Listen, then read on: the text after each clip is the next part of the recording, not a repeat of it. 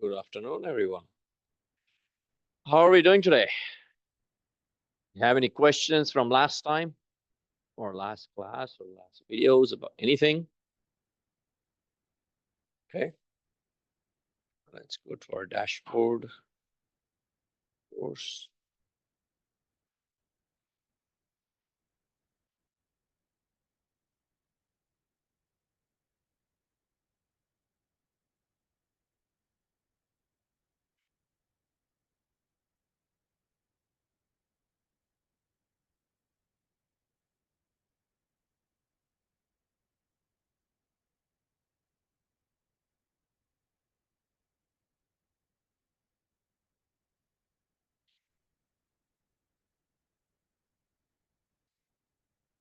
Let's see, we did 6, 7, and 8. All right. Any questions about homework 6, homework 7? Yes. First and second.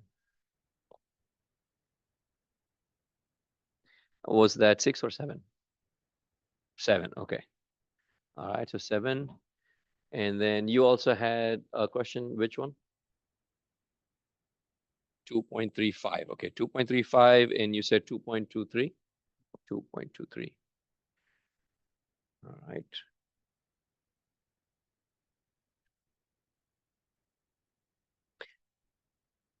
.35 and 2.23.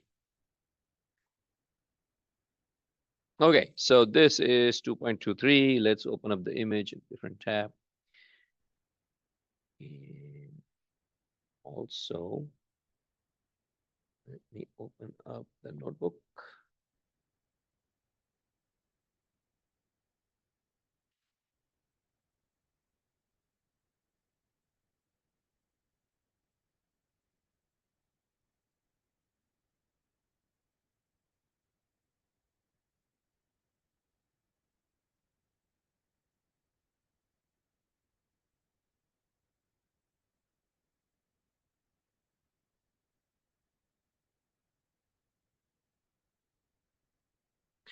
All right, so this is problem number 2.25 in homework number 7.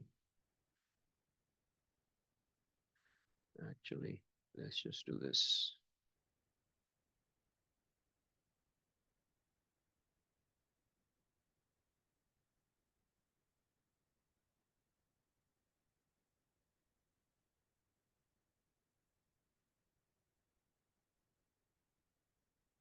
In 2.23, right?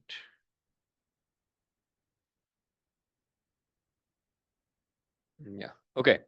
All right, so what do we see first? What is our goal? The goal is to determine I1 and I2. Just make sure, yeah, find I1 and find I2. Find the two currents that are noted on there. Now, the technique that we are asked to use is series parallel equivalent analysis.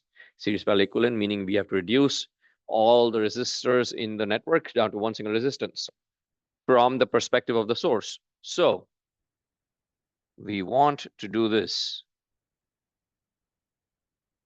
We have a source and we need to find REQ as seen from the perspective of the source, meaning we need to find REQ from the terminals after we disconnect the source. So what's the first step that you all can think of when we start reducing?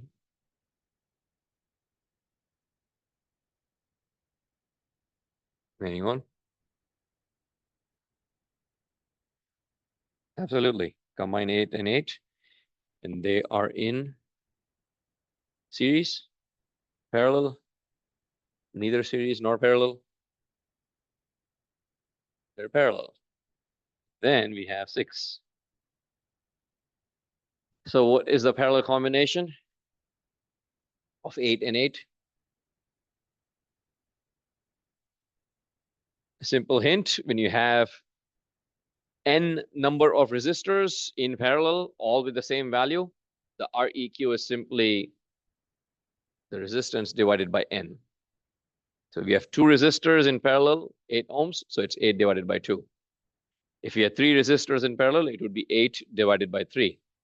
100 resistors, all with the same value, it would be 8 divided by 100. So this would be 4. And then my actual REQ, I can simply write out as 6 in series with 8, parallel 8. That gives us 6 plus 4, 10. So after we draw out a circuit,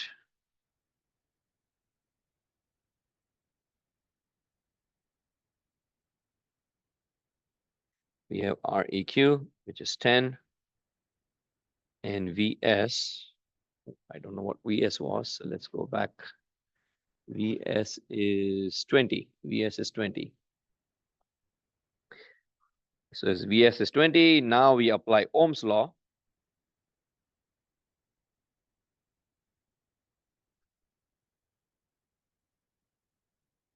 And we calculate I1. Well, I1, but the current that's flowing through the source, which turns out to be I1. So calculate that and enter the answer and see if it's correct.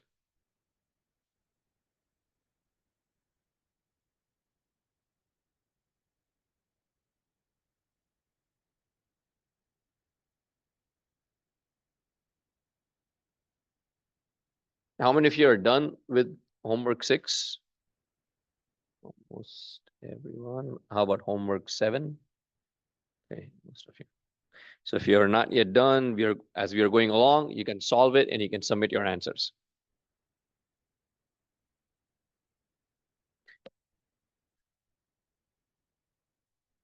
So I1 is the current that is actually flowing through the source.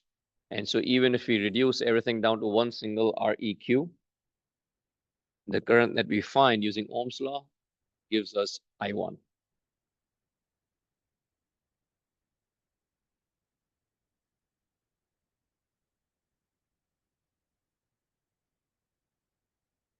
All right, let's take a pause while you submit those answers. Let me know if it was incorrect. All good with I1? Sorry? Yes, so if we apply Ohm's law, I1 would simply be VS over REQ.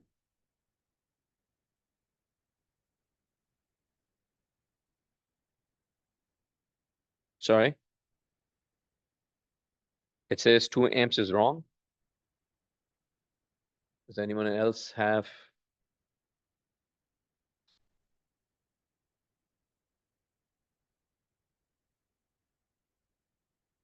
Let's see, 8 and 8 gives us 4.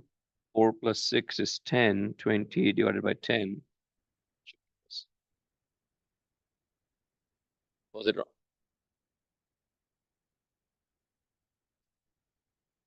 Oh yeah, everybody would have different numbers. Yes. Yeah. Okay. Yeah. But the technique remains the same. Yes. So yeah, at my end, it shows 20 volts for VS, but at your end, at every student's end, it'll be a little different. Variable numbers will be randomized.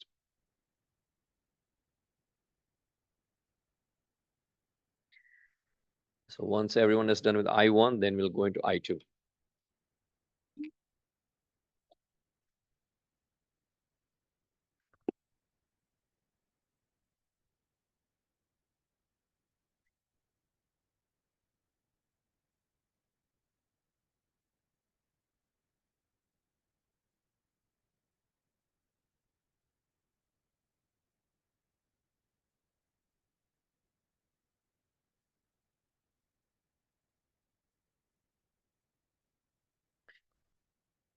Okay, done with I1?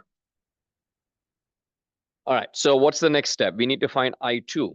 Well, at this point, we could apply voltage division or current division. Actually, current division makes the most sense if you wanted to, but current division is the topic after this homework. So if you're already familiar with it, you could apply current division. But if you're trying to solve it with just Ohm's law, KVL, and KCL, And then I could determine what Vx is. Vx is the voltage across the 8 ohm resistors. And because they are in parallel, the voltage Vx appears across both resistors. Right? It's the value of Vx would remain the same. And I can find Vx. So this would be Vx. And let me just call this Vy. Right? So if I wanted to find Vx, I can apply KVL.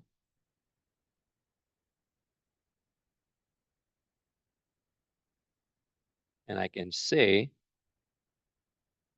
actually, let me work from the bottom up. I can write I2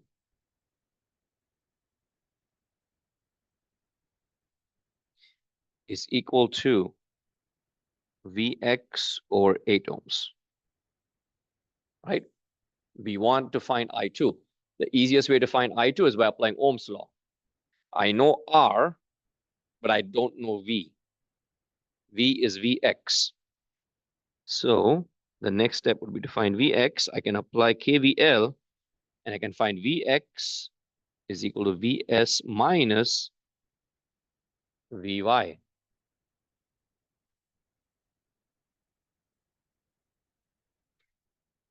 And then Vy, I can find by applying Ohm's law, which is 6 times I1.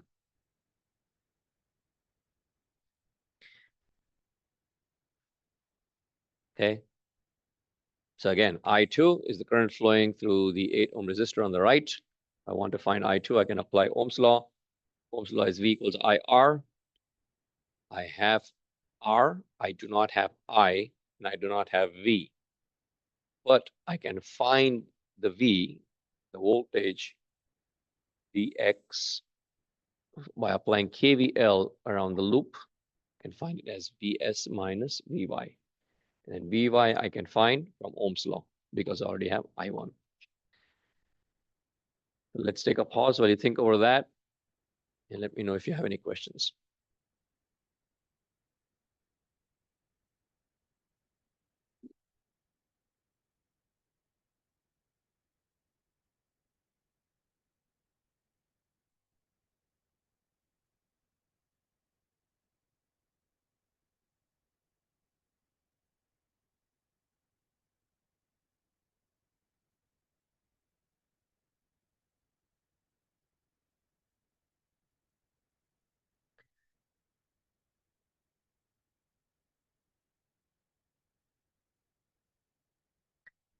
Does the sequence of steps make logical sense?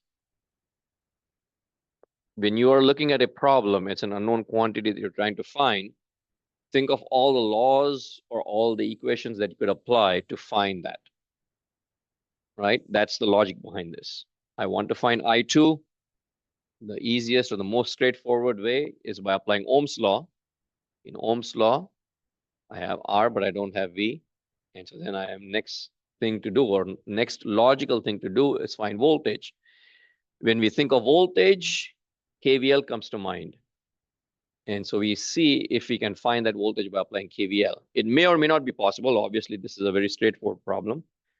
Larger circuits or complicated circuits may not always be possible.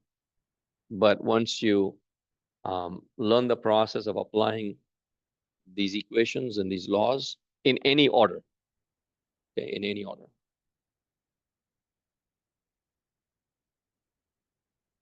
All right, did everyone get the right answer for this one?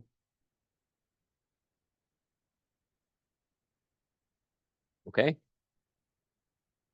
Then let's move on to 2.35.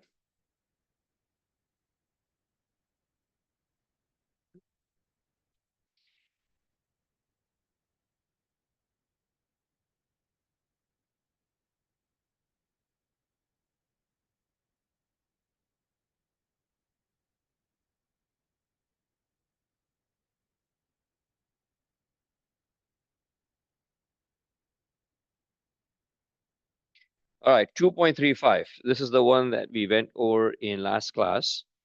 And let's copy this again and go here.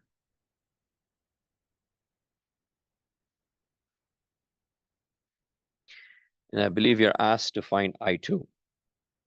How many of you are done with this one? 1, 2 student, half a student. All right.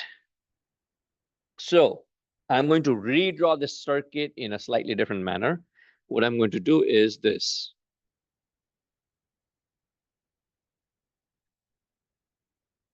Node A is at the top, right? So all I'm doing is this.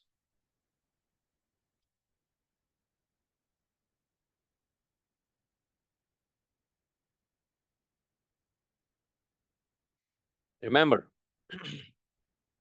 any two nodes or any nodes connected by a wire are the exact same node. So all of this is A. All of this is D. And all of this is still the same node. Okay. B and C are still the same node. So the voltage between B and C will be 0. Okay.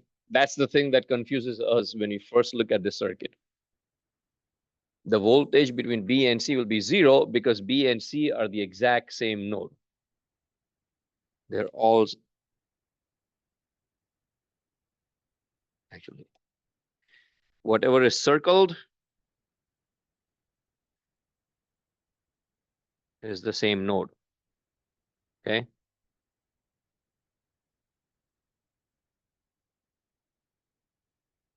So while the voltage between B and C is 0, the current is not. There is current flowing through that wire. Right? There's current flowing through that wire. So logically thinking, if I wish to find current, I can apply Ohm's law. But in this case, there is no resistance. So Ohm's law is out. The only other option left is KCL. So if I wish to find I, in this case, KCL is the only logical choice. Right? We need to think like Spock. Logic. So KCL, meaning I can apply it either at B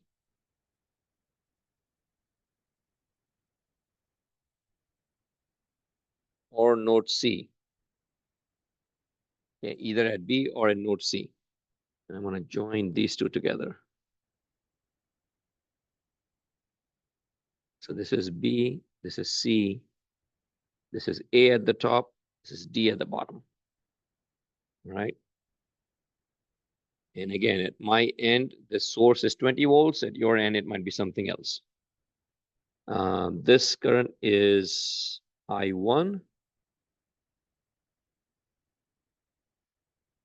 And then this current here is I2.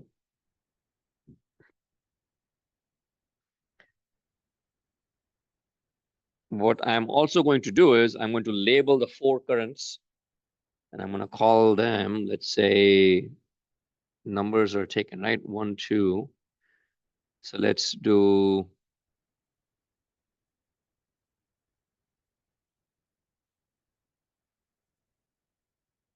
I3 coming down, I4,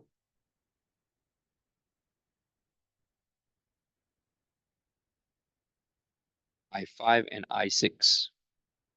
Again, you can choose any notation you want, right? I just went with 3, 4, 5, 6. You can choose X, Y, Z. You can use Greek letters, alpha, beta, gamma, whatever you want. Doesn't really matter. It's just a notation for your convenience. As long as you note it in your work and it's quite evident on what you're doing, that's all that matters. Okay. So far, so good. Okay. So what can we say about the resistors 6 and 12 ohm, the top ones? They're in parallel, absolutely. The bottom ones, same thing. So if I was to look at the circuit, I could reduce it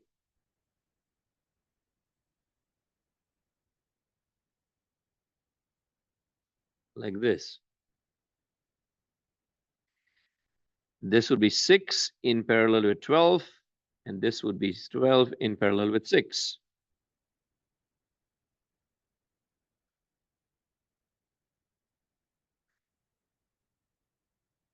Six in parallel with 12. When you have two resistors in parallel, the Req for those two resistors is the product of the two divided by the sum of the two. So this would be 6 times 12 divided by 6 plus 12. 72 divided by 18, which should give us 4. 18, 36, 72. Yeah. So that should give us 4 ohms. This would be 4 ohms, and this as well would be 4 ohms. Okay. And then, as with the previous problem, I1 is going to actually flow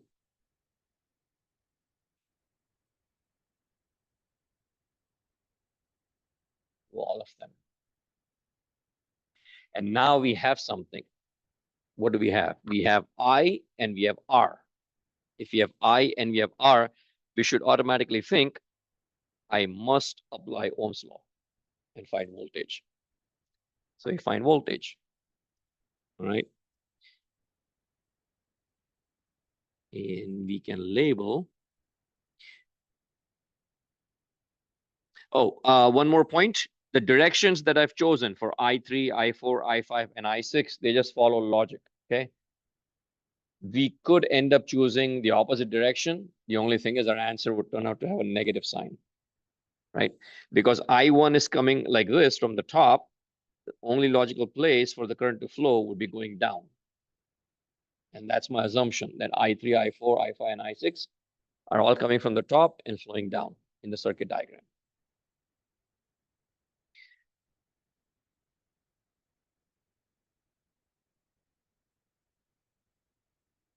Okay, so what is the voltage across both of these resistors? Let's again use Vx and Vy.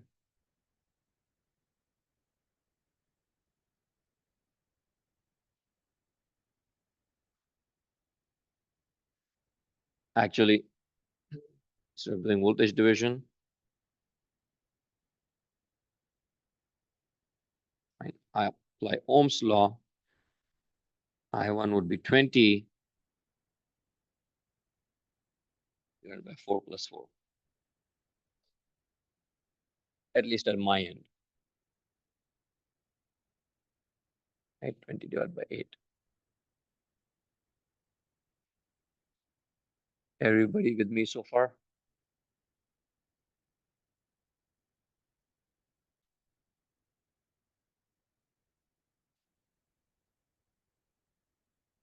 Yes. All right, question being asked is, why is it 4 plus 4? The answer is this, that I'm reducing those 4 resistors down to one single Req. And so this Req is a result of these 2 resistors being in series. So in the first step, we are reducing these 2 resistors in parallel, and then these 2 resistors in parallel. And once they are reduced, they are both in series. And so Req is 4 plus 4. And that is the fundamental point of this technique. In this technique, you take all of the resistors in the circuit and we reduce it down to one single resistance, REQ, total equivalent resistance, as seen from the perspective of the source.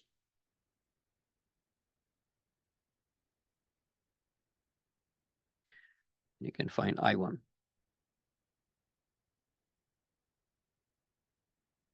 Is everyone done with I1? Okay, once you're done with I1, calculate the voltages Vx and Vy. What do you have?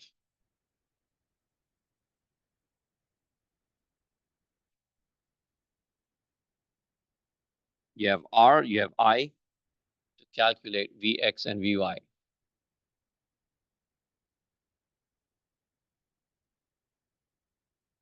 Let's see if the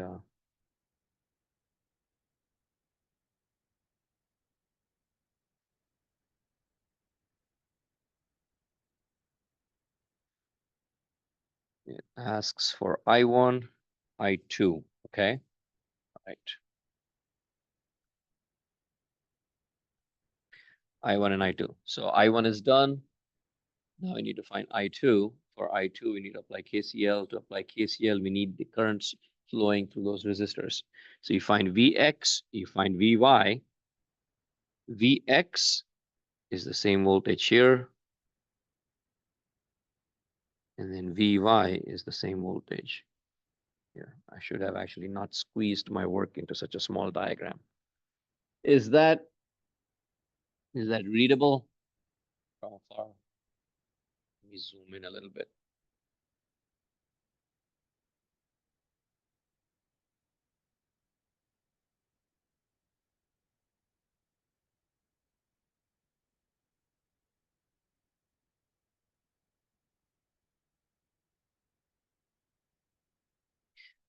Once you have Vx, you can calculate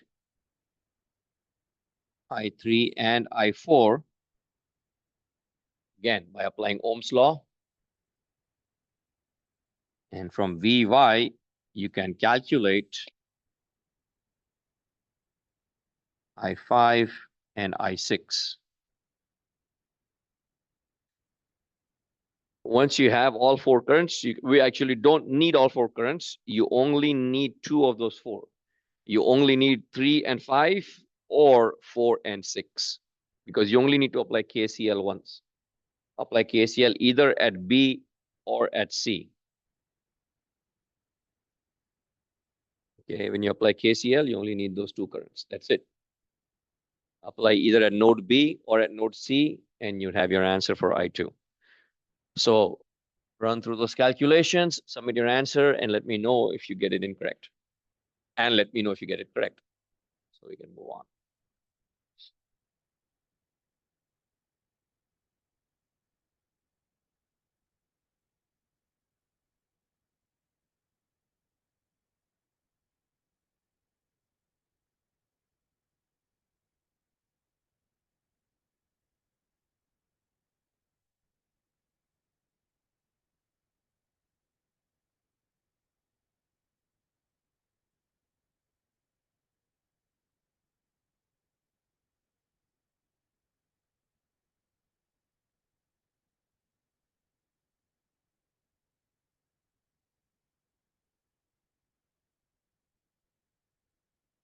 Got it? Got it wrong?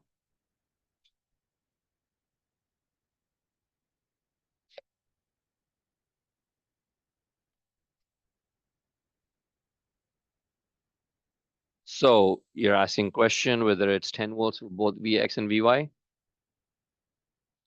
Is your supply voltage 20? So logically thinking, we have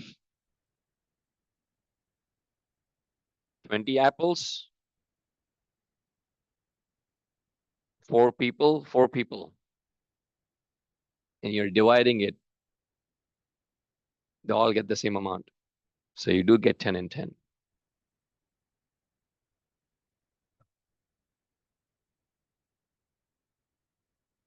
That comes next in voltage division. So if you're dividing it into equal I mean, the same current is flowing through both the resistors. If both resistors are exactly the same value, then the voltage is going to get divided exactly in equal halves. So it doesn't really matter what the value is, it will be divided in half. So 10 and 10 would be correct in your case. Does everyone else also have 20 volts VS supply voltage? Yeah. So once you have those values, apply Ohm's law right here to these four resistors. So all of this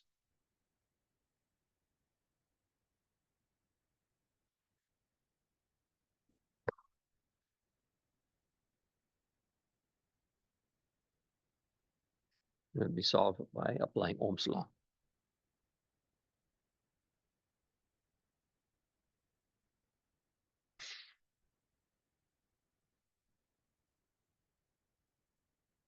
And that is 2.35. Anybody get the final answer yet?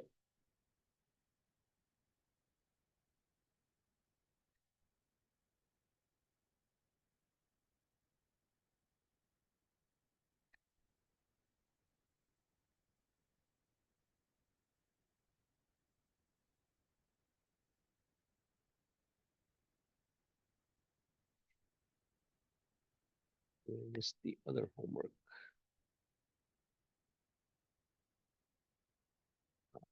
Voltage and current division is not from there today. Series parallel analysis is today, right?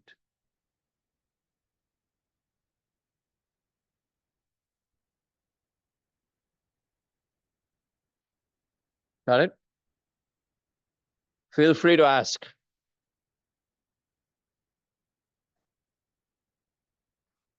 Uh-huh.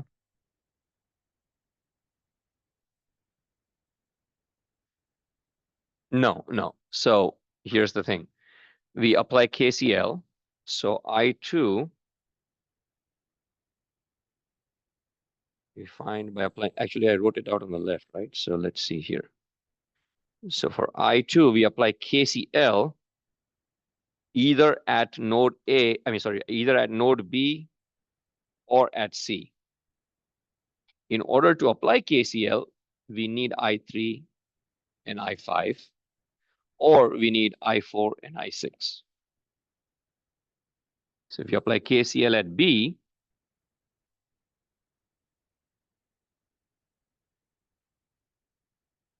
we need I3 and I5. If you apply KCL here, we need I4 and I6. We do not need all four. Okay. We do not need all four currents. But again, it's good practice. This is KCL at B. This is KCL at C. You would need I3 and I5. And here you would need I4 and I6. Applying KCL also can be sometimes tricky, but we have to keep in mind, if you have a node and you want to apply KCL, don't ever do this. If you have a node like this, don't ever do this. This is incorrect. Okay, this is wrong. Let's write down incorrect.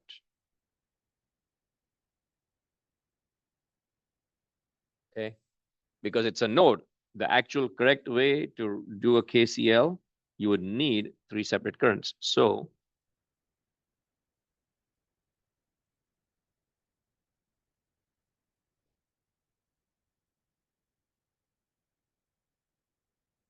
you have one current entering the node, one current leaving, another current leaving. Okay, if you have three branches coming together at a node, should never have a arrow that's, curving around the corner. So this would be correct.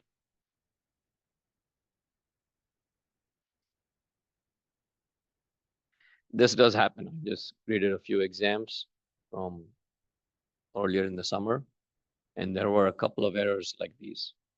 And so when you set up the problem incorrectly at the top with incorrect current flow, the entire solution is incorrect. So always keep that in mind. And so coming back to our problem here, if you're applying KCL, I can write it down like this. Let's make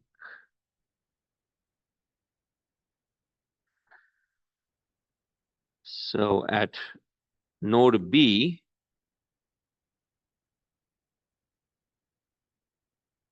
I chose one current coming in, one current coming out, and one current leaving. So I have I3, I have I5, and I have I2. If it was node C, I would write out like this. So I2 coming in, I4 coming in, and I6 leaving.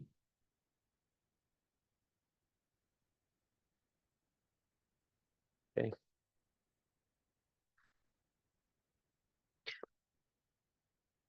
All right. How many of you are done with this one? Like you finished I1 and I2? All right. Others, I'm assuming, are still working on it. Okay. How many of you started learning about voltage and current division? Okay, great.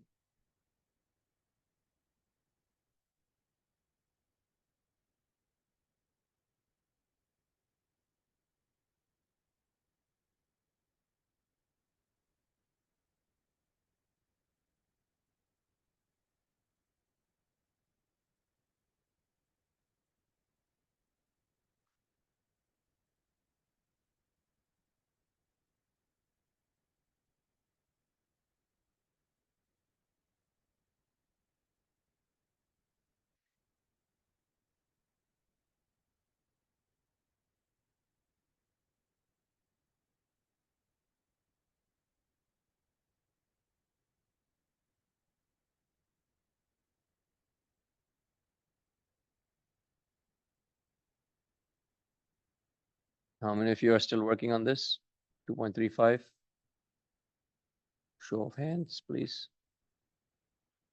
Done or working? Working.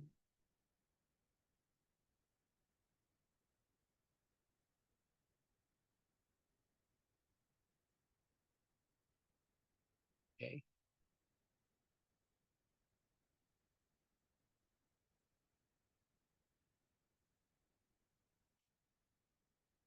All right. While students are working on this problem, if anyone has any questions, any of the concepts that you need to get cleared up, feel free to ask.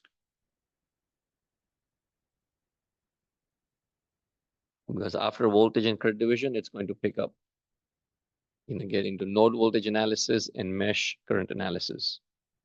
And those are brand new analysis techniques that are based on these three laws.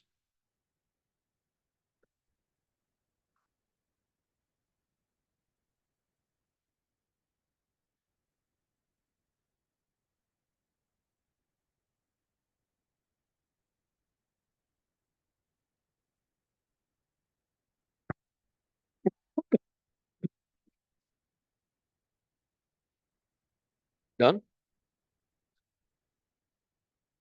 Any other questions from problems from homework 7?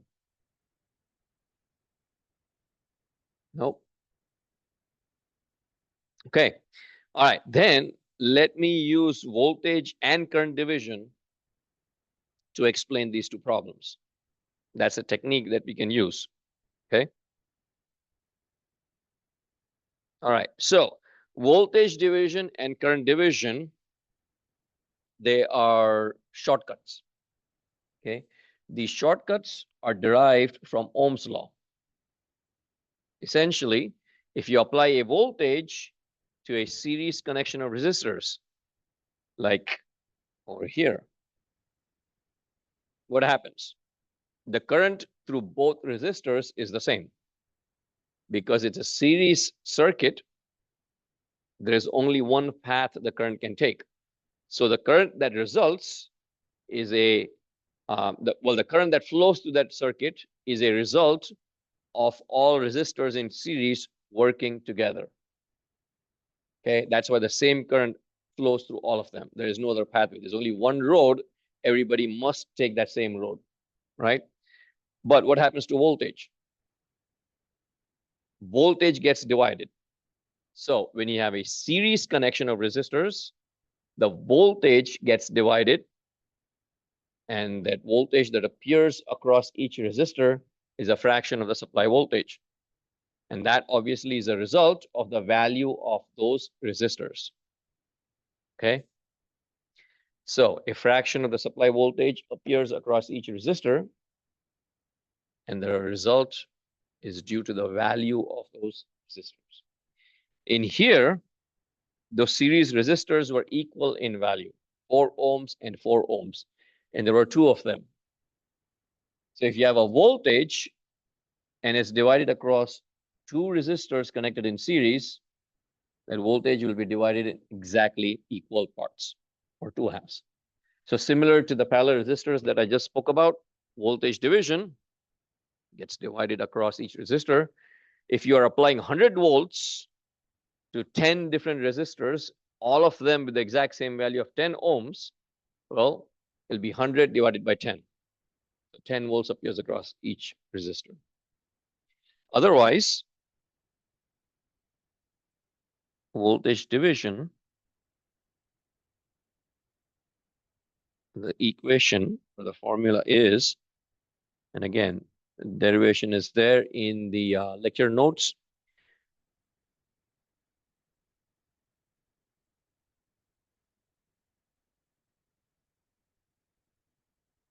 It applies only to series connections of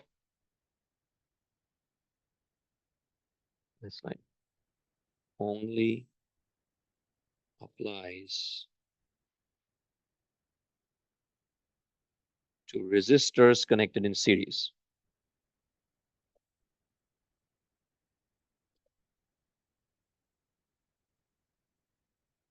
Okay, that's the critical thing.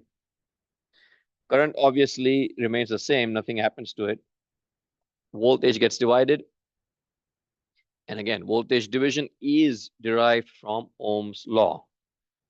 And it simply tells us if you're trying to find, example, 3 resistors in series, R1, R2, and R3.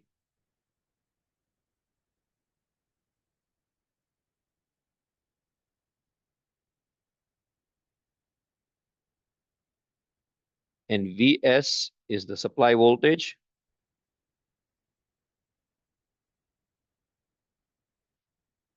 Well, then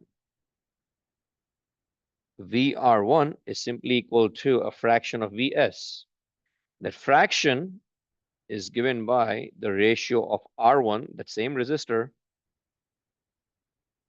divided by Req, where Req is simply the Req, the total resistance of that series connection. So I can write Req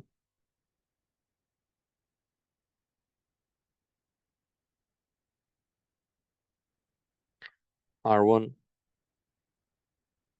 plus R2 plus R3. Okay, and VR2 will be the same. VR2 is Vs times R2 over Req. VR3 is Vs times R3 over Req. Okay.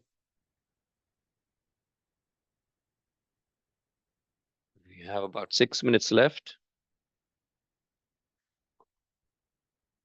And then I'll go over the concept of current division.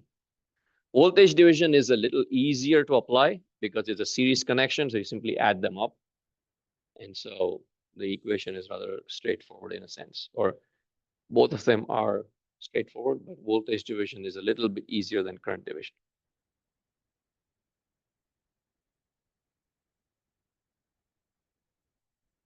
Let's take a pause. Let me know if you have any questions.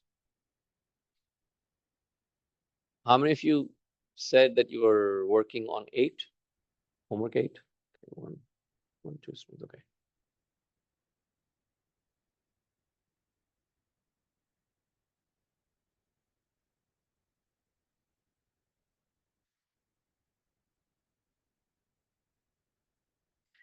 Does it make sense?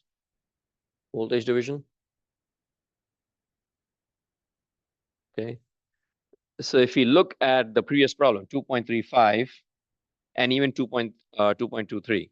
We have two resistors in series right here, 4 and 4, right? So if I wanted to apply voltage division and I wanted to find the voltage across, let's say Vx, the top one, it would simply be 20 times 4 divided by 8. 20 times 4 divided by 8. My Req would be 4 plus 4, 8.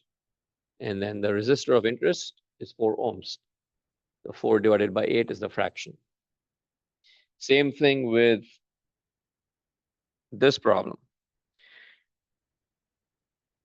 We have 6 and 4 ohm in series.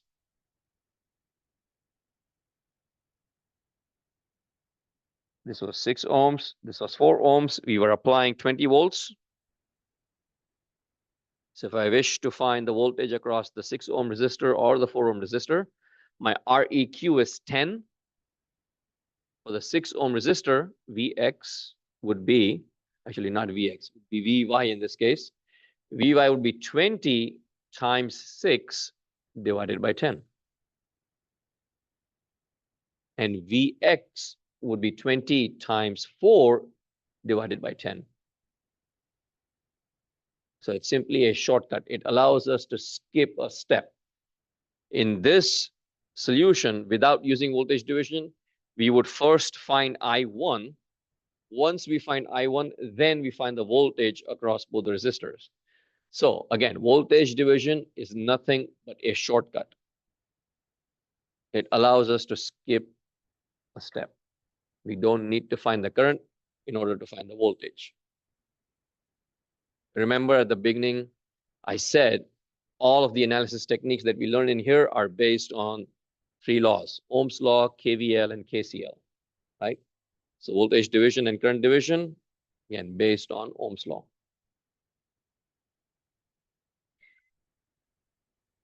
And then let's look at current division.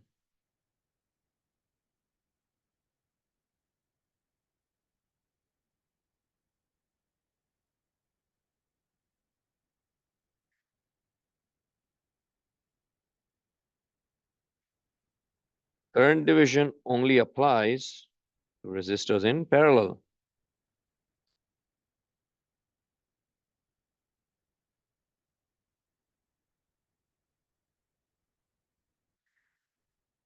When you have resistors connected in parallel, actually any components connected in parallel,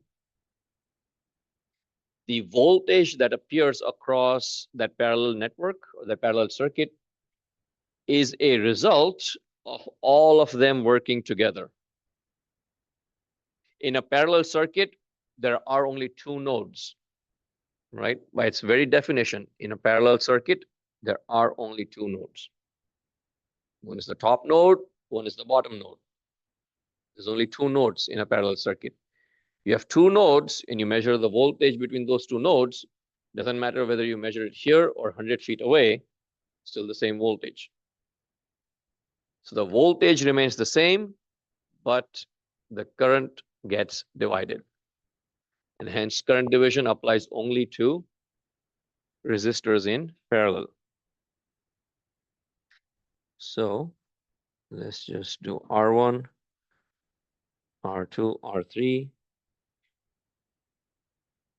It's 11 o'clock, so if you have to leave, you can leave, it's fine.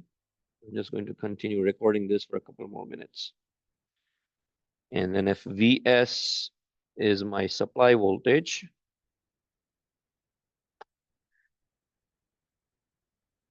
so go over both these concepts and then work on homework 8 and then bring your questions to next class. Then if I need to find VR1, I can write VR1 is Vs times Req over R1.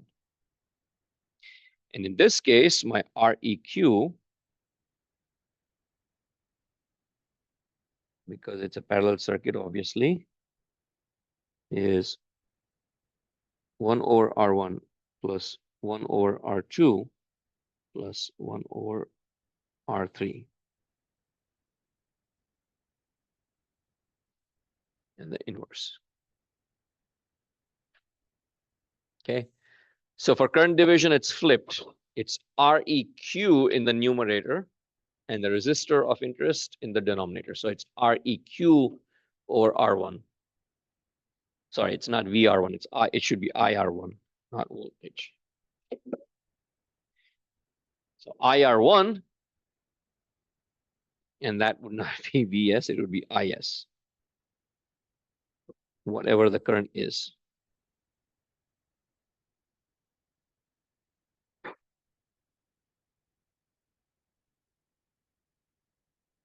Supply current.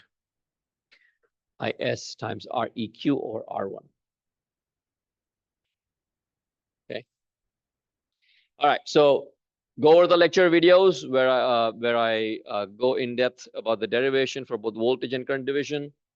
Look at the lecture notes, lecture videos, and then review this concept if you need. Work on that homework problems and bring your questions on Friday. All right. We'll see you all on Friday. And then it'll begin to pick up. If you get done with this early enough, then you can get started on your lecture videos for node voltage analysis and mesh current analysis.